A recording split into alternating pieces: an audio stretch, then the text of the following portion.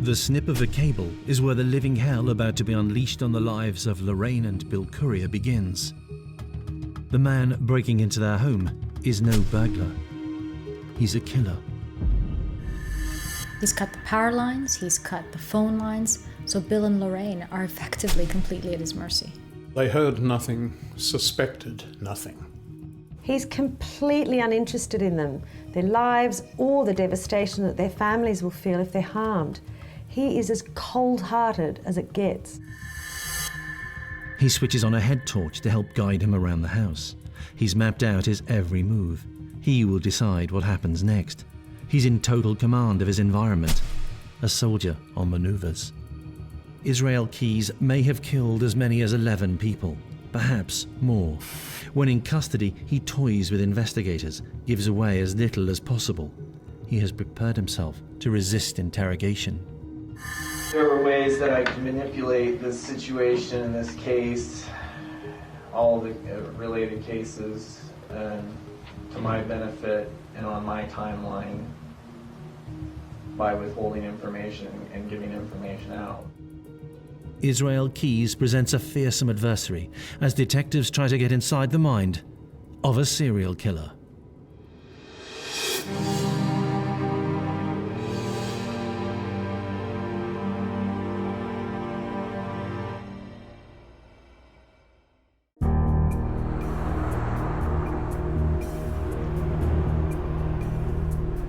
Israel Keyes meticulously researches targets.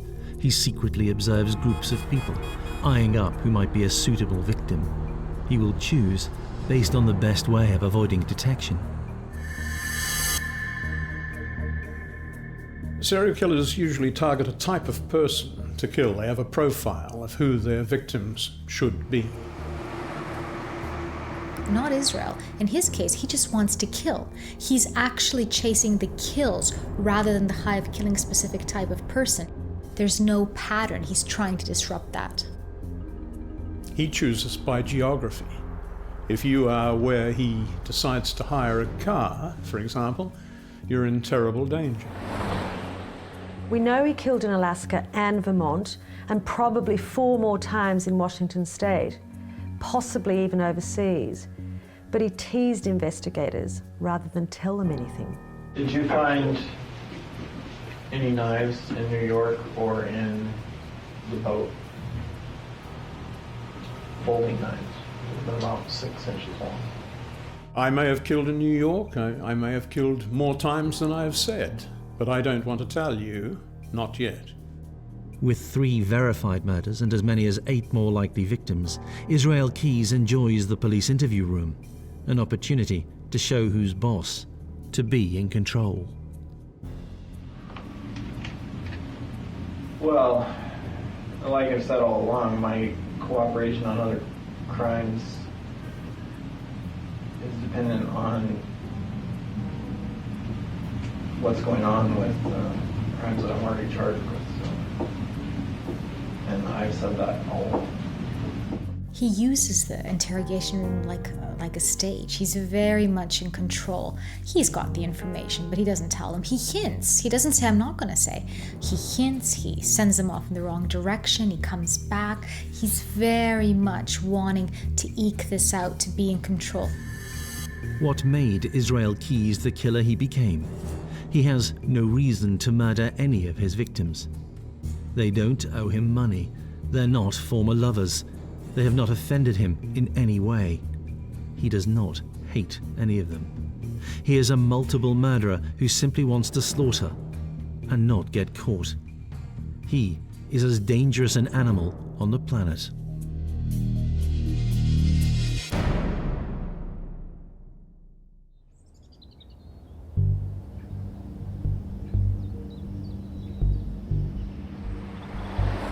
Bill Courier and his wife Lorraine chose to live in a classic Vermont town. Safe, pretty, dependable. Not for them, the big city. A life of domestic calm in Essex Junction suited them just fine. Israel Keyes likes to kill off the beaten track. Now that's a crucial criteria for him. So Essex Junction was small and it had a low crime rate. So for those who lived there, defences are right down. perfect killing conditions for Israel Keyes.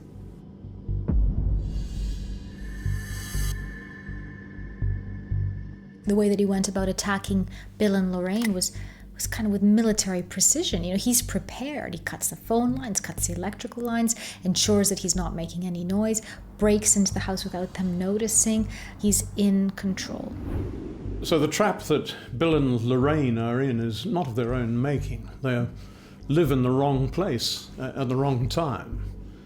They live in a world of normality, about to be visited by a killer without a conscience. And nobody knows that he is out there. 48 hours earlier, Keyes flies from his home in Alaska into Chicago. He covertly takes in the scene, blends into the crowd at the airport. As the city goes about its business, Keyes is analysing his options. He rents a car and heads to a secret location deep in the Vermont countryside. There he retrieves his so-called kill kit. It is his calling card, the Keyes' signature method that distinguishes him from other serial killers. He'd fly around the country and then find isolated areas to store his weapons and his provisions. And he'd cover them up. Now these kind of kill kits would be left in situ until he needed them. Of course, that also meant that on the days that he wanted to kill, he could minimise spending the time travelling with weapons or preparing. Keyes, kill kit now safely at his fingertips, has a to-do list in his mind. He knows when police are on patrol, in downtown Chicago, in rural Vermont. He already knows the house he will break into. He could not care less who he is about to attack. There's no reason to choose this couple. What interests him is the likelihood of success and of going undetected. Bill and Lorraine are literally tucking up in bed, and he knows that. His mode of operation includes a thorough understanding of what and who is around him. Night falls, and possibly after switching off their favourite TV programme, Bill and Lorraine turn off their bedroom lights. They are completely oblivious to the man who's outside. He waits until they are likely to be asleep. He knows the weak spots in the house where he can easily gain entry, and he knows that the couple have no house alarm, no dog. He makes his move. There's 3 people in this house, an innocent couple, and Israel, who's a killer. How could anyone like Bill or Lorraine prepare for a moment like this? You cannot legislate for an Israel Keyes. He reaches the foot of the stairs. There have been other times like this when he's decided to steal rather than to kill, to take any money that he finds, and then escape. What will he do next? Will Bill and Lorraine make it through the night? Their lives in the balance, Keyes can hear Bill breathing heavily in his sleep. He's excited. Such power, such control. A moment to savour for a man seemingly destined to destroy the lives of others.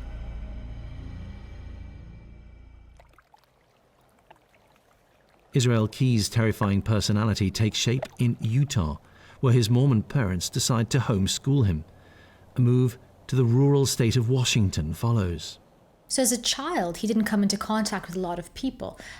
He was homeschooled, he doesn't have a lot of friends, not a lot of social activities. But having said that, there's no indication that he stood out for that reason. Unknown to anyone in authority, Keyes comes into contact with the Christian identity white supremacist movement. He attends services with his family, but that's as far as it goes. Keyes was definitely coming into contact with extreme behaviour. There's evidence that he came across some pretty extreme racist views after his move to Washington State. But was he guilty of hate crimes? Did he have a group to target? There is nothing to show that he did. He could have turned out to be a normal citizen. He is not on anyone's radar as a problem individual. Eventually, the US military think well enough of him to allow him to enlist. He serves mainly at what was then called Fort Lewis, becomes a specialist, receives an Army Achievement Award. While he's in the army, I think he does one tour in Egypt. I'm not sure that he actually is involved in any serious military action, but he comes back, honorable discharge. No one picks up on anything out of the norm. But the ingredients were remorselessly coming together to produce a menacing personality. So what does that make Israel Keyes by the year 2000? He's a trained killer. His background includes coming into contact with hate groups. Keyes hones his military skills: planning, method, drill. Keyes has a mind which enjoys research and preparation. He's a man of logistics. He runs his life by a timetable. Be up at 7, have your clothes ready, laid out, work at 8, book a train ticket in advance, be at the station 15 minutes early. Logistics. It is now around the year 2000 that he begins his series of murders. In a later interview, the cameras are off when Keyes describes closing himself down to observers. There is no one who knows me, or who has ever known me, who knows anything about me, really. They know they're going to tell you something that does not line up with anything I tell you, because I'm two different people, basically.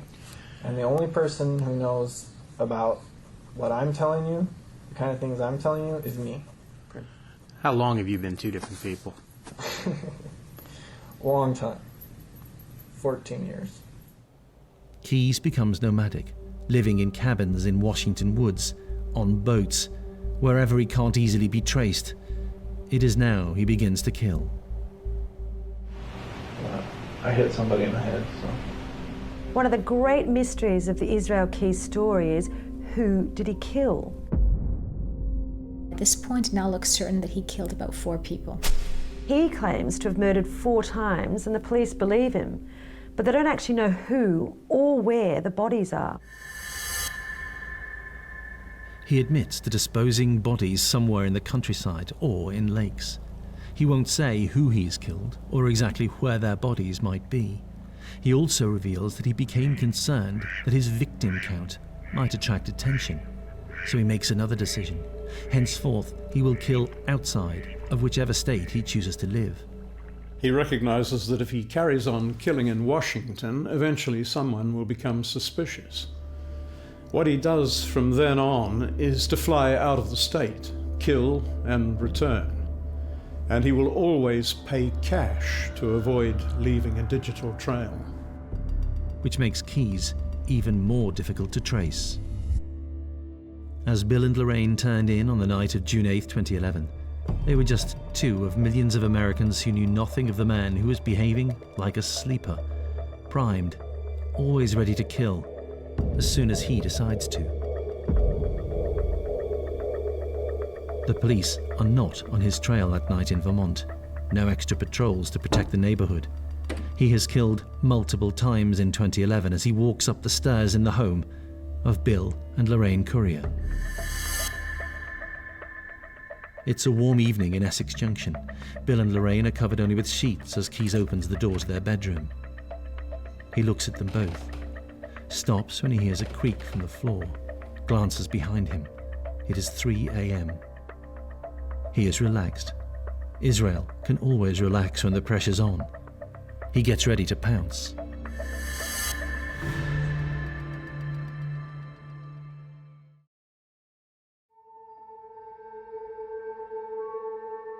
Will Israel Keyes kill a middle-aged couple as they lie asleep in their bed? Will one of them wake and somehow frighten him away? Their fate is sealed. Keyes has a plan. He will stick to it. But his crimes tend to always include an element other than murder. Keyes needs money and he needs cash.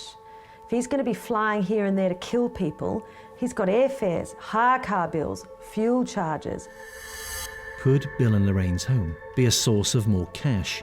He scouts around. Oddly enough, the value Keyes placed on stealing money during his episodes of murder might actually help keep Keyes from killing this couple. Bill and Lorraine could provide another potential source of money. he could hold them to ransom. He strikes. He wakes them. We know he's armed, and he tells the couple to get out of bed. His modus operandi was to use zip ties to bind his victims. He'd also gag them, and it looks like Bill and Lorraine got that treatment. Keyes ordered the Vermont couple to go downstairs. He will have used force to show who was in control. He was in charge, and if they wanted to stay alive, they had to do exactly as he said. Keyes' mind is always clear. Control the victim, control the environment. Months earlier, he's discovered a barn. He will hide them, demand a ransom. He ties Bill to a stool, leaving Lorraine in the car. When he leaves the farm building, he sees her. She's wriggled out of the zip ties. She's running away. This was not in the plan. He races after her. The 50-year-old woman is no match for the fit former soldier in his 30s. He returns to the building with her. Bill has broken the stool that he'd been tied to and screams at Keyes. He uses a shovel and he smashes it down on Bill's head. And then, as Lorraine watches, he shoots him dead.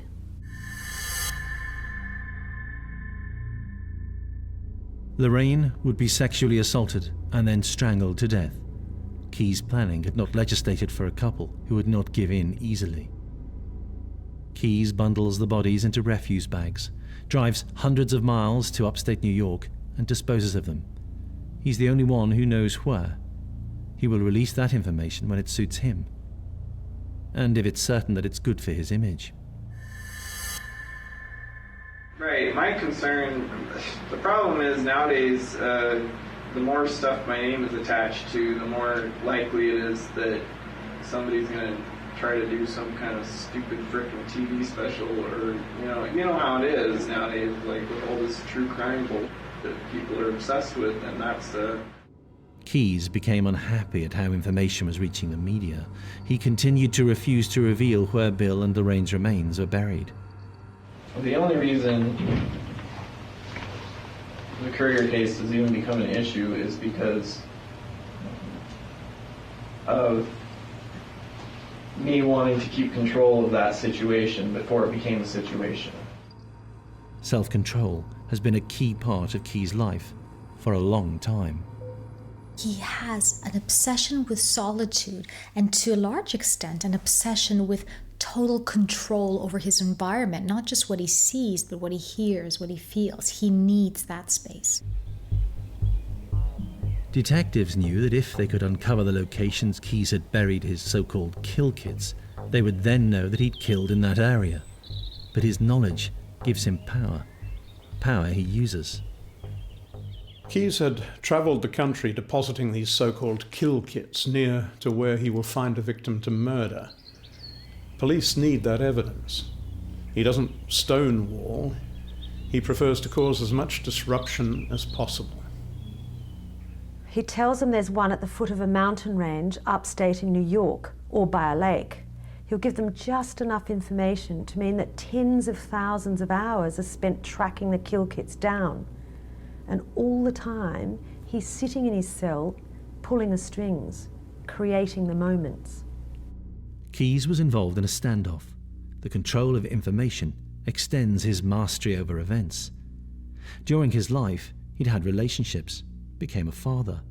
He naively believes that he can use the knowledge that he has to stop information reaching his daughter, who lives in an area called Near Bay. That's my concern, is that, if something else were to get out, and especially in a different area or something, then, and now there's the whole Nia Bay aspect of it now too. It's like, my kid's living in Nia Bay now, and gossip is the town pastime, so. Who else had Keyes killed? A kill kit is discovered in New Hampshire. Keyes then reveals that he spent some time in New Jersey. Investigators show Keyes a series of images of missing people.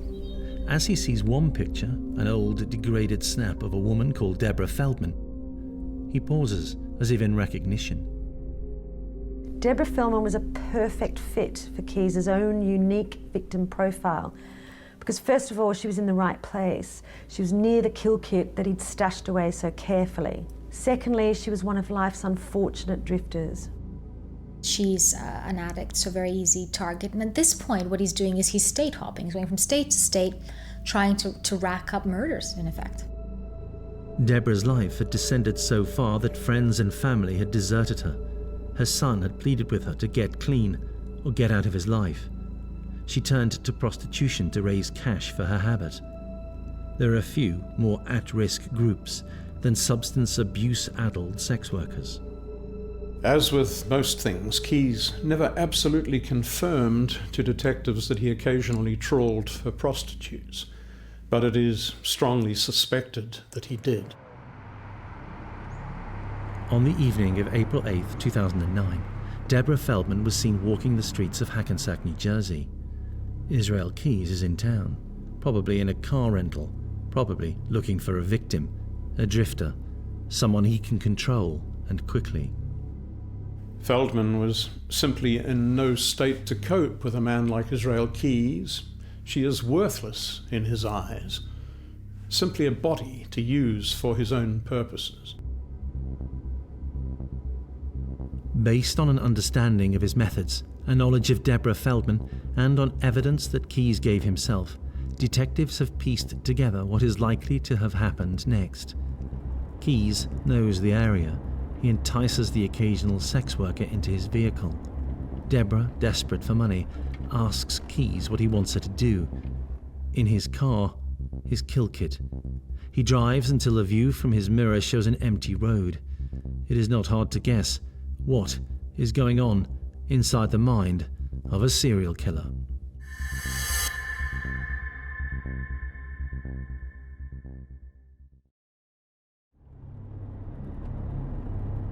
As she sits, muddled by the drugs that she's already taken that day, Deborah Feldman tries to come to terms with what is happening.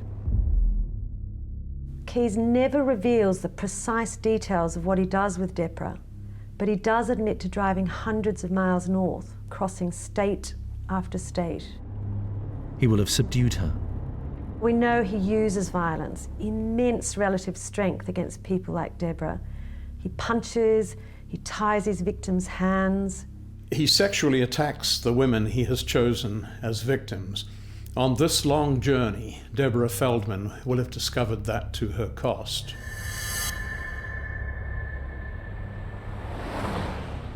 Having driven through the night, Keyes arrives at a place called Tupper Lake in New York State. Close by, plenty of open, remote spaces. He needs money. He's involved in a robbery in a place called Tupper Lake, and interestingly, this is somewhere where there's also an unsolved murder.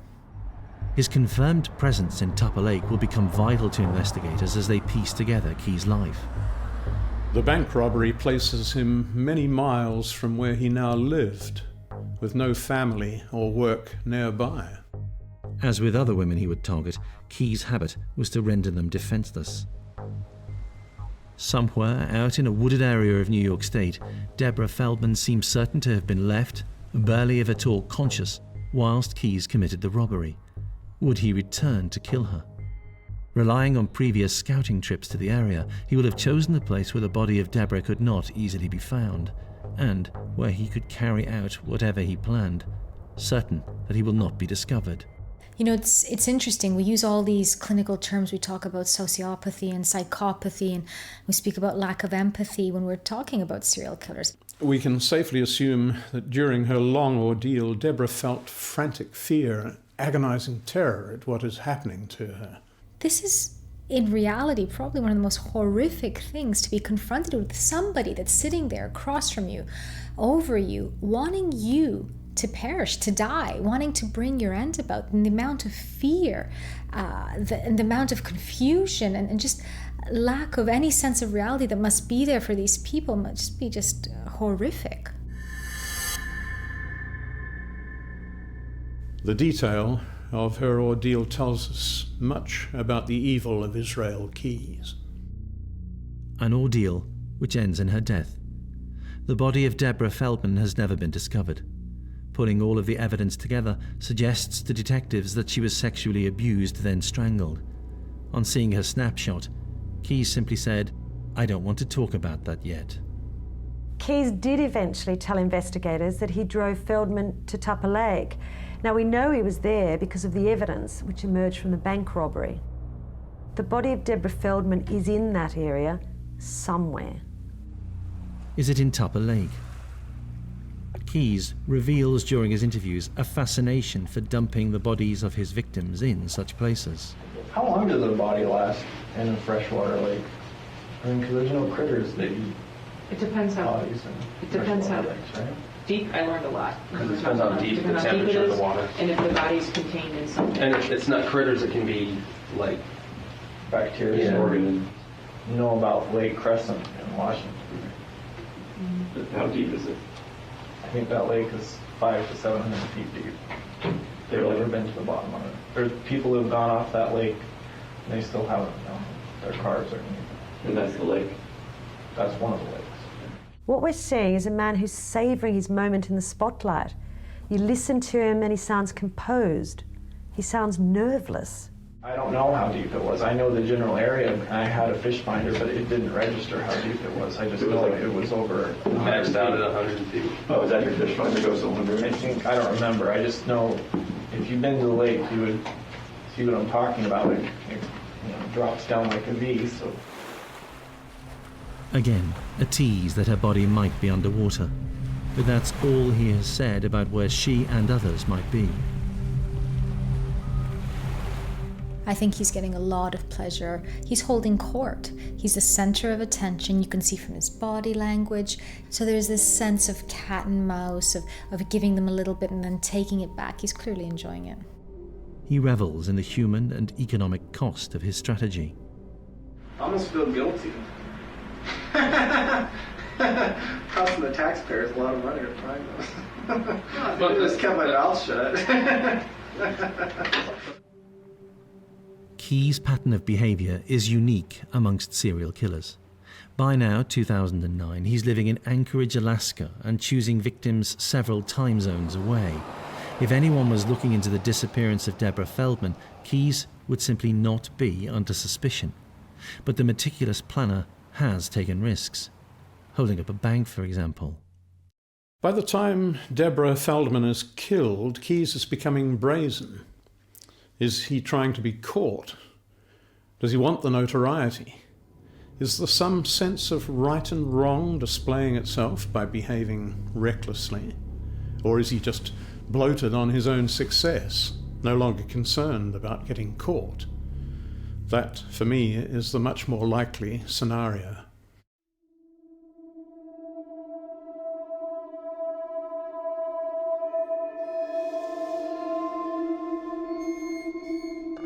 It is February 1st, 2012. Israel Keyes is back in Alaska. By his own account, he's killed at least 7 times. Who will be next? Samantha Koenig is working late in the Common Grounds coffee booth in Anchorage. Of course, Keyes knows this. He has scouted out the location, is aware of the comings and goings, and when the little shop is most likely to be empty. The snow is deep at this time of the year, helping create a sometimes eerie silence. And it helps Keyes that a mountain of snow has been moved adjacent to the highway, so no one can easily see the shack from the road. He sits outside in his truck.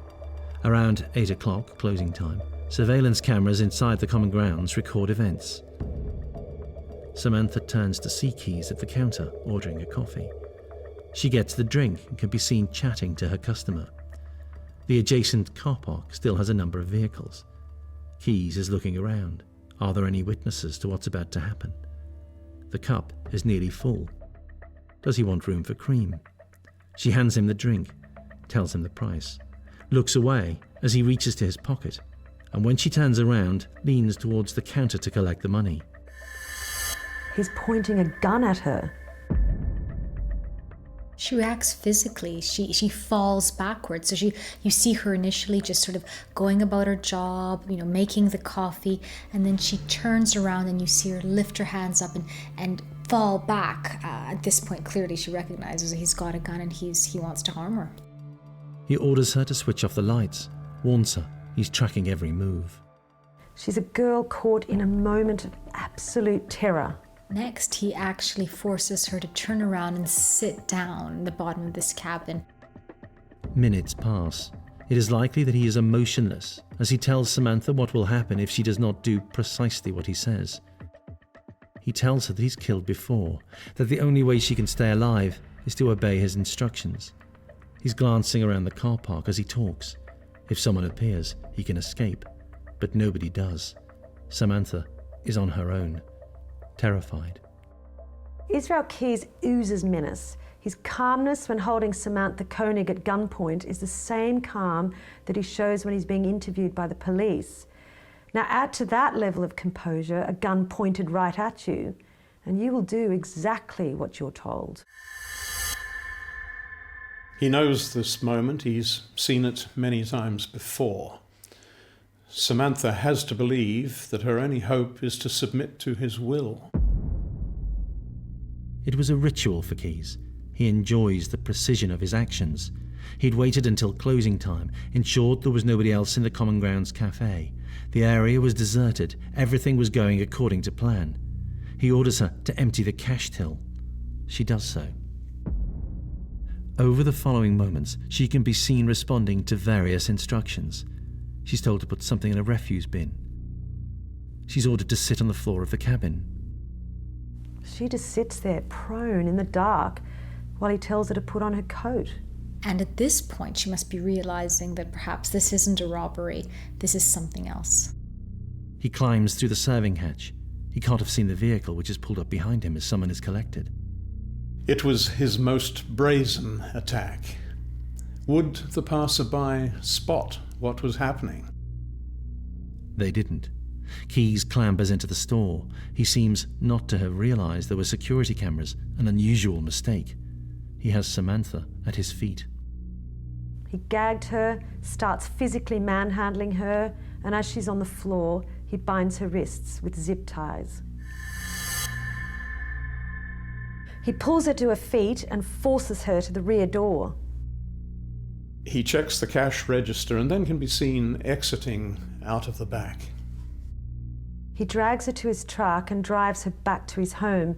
Now, this is a rare instance where Keyes is operating on his own doorstep, but he makes mistakes. Keyes has never behaved this way. He has literally left tracks.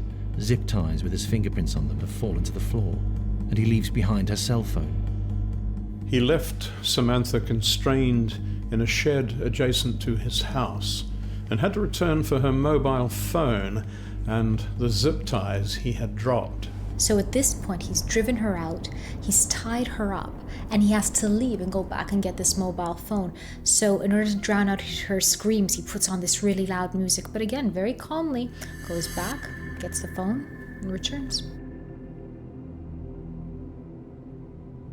Samantha, like Keyes' other victims, fits no particular profile that he has in mind. She's simply an available target. Though he had a daughter himself, Keyes behaves brutally towards his victim. Samantha was just 18, and you'd think that her age would prompt in Keyes some level of humanity, but no. Instead, it just escalated the kind of level of his coldness towards his victim. Anyone can imagine what must be going through this young woman's mind. So she knows that this person is intending to harm her. She knows he's got a gun. By this point, she will have picked up on his own cues, how he's dealing with her, how single-minded he is, how cold, how aggressive. And she's all alone. She's all alone with no way of communicating what's happening. Had Keyes made so many mistakes that this time he would be discovered? Would he return to the Common Grounds coffee shack to discover police had been called? Would he finally pay the price of an error of judgment? After tethering Samantha, he left her, by now freezing, in a shed adjacent to his home. He then returns to the car park. There is no sign that the alarm has been raised. It is still too soon for Samantha's family to be worried that she'd not returned home.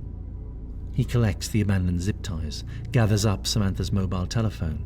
That will come in useful. In the shed, Samantha Koenig can do nothing. Is she being kidnapped? Will she be raped? How bad is her situation? Keyes returns. He already knows the answer to those questions. This sort of behaviour's become routine.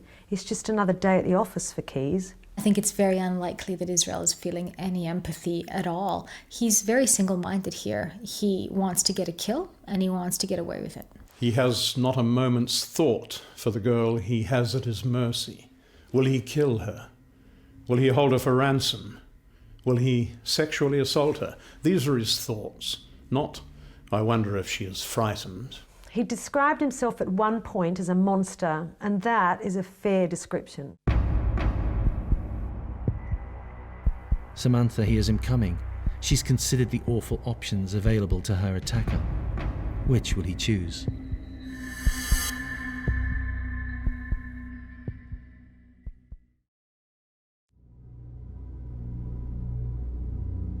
Sometime on February 2nd, 2011, Israel Keyes told Samantha Koenig to relax. He was kidnapping her to get a ransom, and then she would be free. But he was lying. He raped her and then strangled Samantha Koenig to death. She may have been praying that he would spare her, but that was never in his mind. In typical Israel Keyes fashion, he'd planned the next few weeks to the last detail. He would leave Samantha's body in the shed and then disappear. He'd already booked a vacation starting later that day. The fact that he rapes and kills Samantha actually serves another purpose. Not only has he satisfied this need to kill and to hurt, but actually he's planned to go on a cruise. So he's able to rob her as well. So he's able to get some cash for this cruise that he's pre-planned. But Keyes was to do more. He knew Samantha was dead. Nobody else did. As he enjoyed his cruise, Keyes was already planning his next move. He needed money. He had always intended to demand a ransom for the release of Samantha. He knew enough to know her family was not wealthy, but he had a plan for that too. A plan he had actually revealed to Samantha. He told her a public appeal would be fine to raise the ransom money. Whilst he was away, police issued appeals for information about Samantha. She had simply disappeared. Someone must know something. A reward was offered. Days passed, then weeks, until a text message is received by Samantha's family. The level of cruelty is actually difficult to comprehend. So what he does is he kills Samantha, he goes on his cruise, he comes back, and he decides that he wants some money. So he props her body up to make her look alive. He wanted $30,000 for her safe return, and he sent a photo of Samantha apparently holding a local paper from just a few days earlier. He puts a newspaper in her hand of the current date, takes a picture with her mobile phone, and then sends it to her parents asking for $30,000. Her parents don't have this money, but they issue an appeal to the public. They get the money and they send it to him. And all this time, their daughter's been dead for weeks.